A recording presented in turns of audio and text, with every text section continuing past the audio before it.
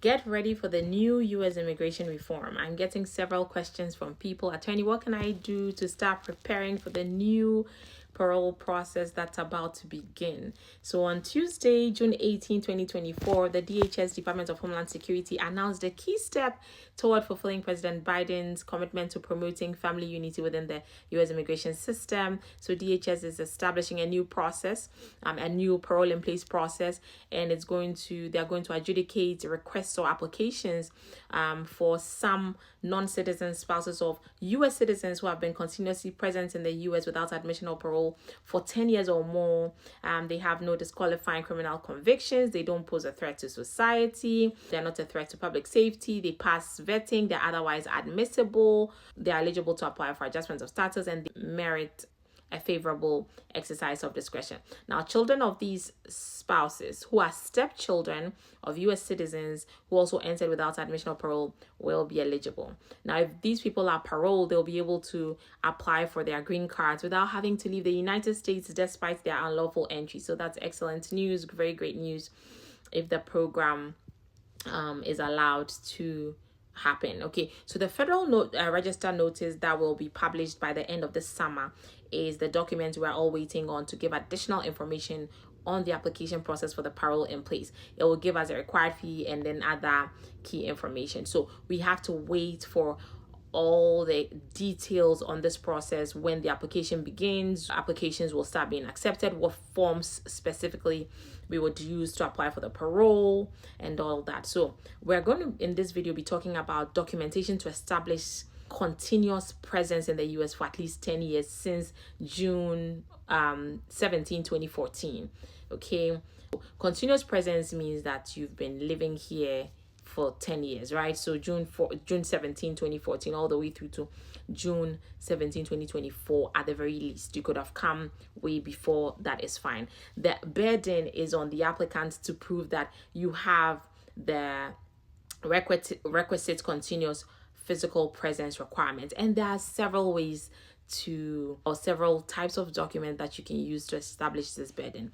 And I would usually recommend, for the strongest case type, that you use a combination of evidences like testimony, affidavits, documentary evidence. These all together are usually very sufficient to prove your physical presence for 10 years. So you start gathering things such as rent receipts, school records, dental records, medical records, social security records if you have them. So things like academic transcripts, payroll records, letters from a landlord, letters from your priest, letters from your employer, letters from your co-workers, neighbors, friends, telephone or utility bills, church records, children's birth certificates showing that they were born here in the US, right? So you would be here if you gave birth to children in the US, marriage licenses, and several other documents. So the documents are usually very crucial to prove your 10 years of continuous presence. And ideally you should be able to show proof for each month of each of the 10 years. So you want to start gathering from June 17th, 2014.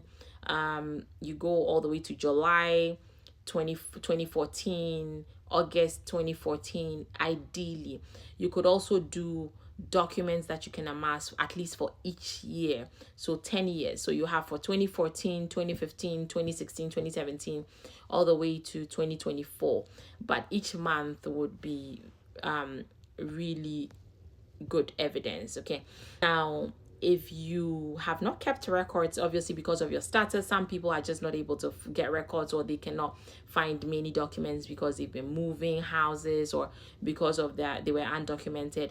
They don't have a lot of evidence. We will have to explain why you don't have proof of your physical presence. And ideally, even in a case where there's just a few documents, we should be able to prove with credible testimony, letters, testimonies from friends, neighbors, family, to show that, or to verify that you've been in the US for 10 years.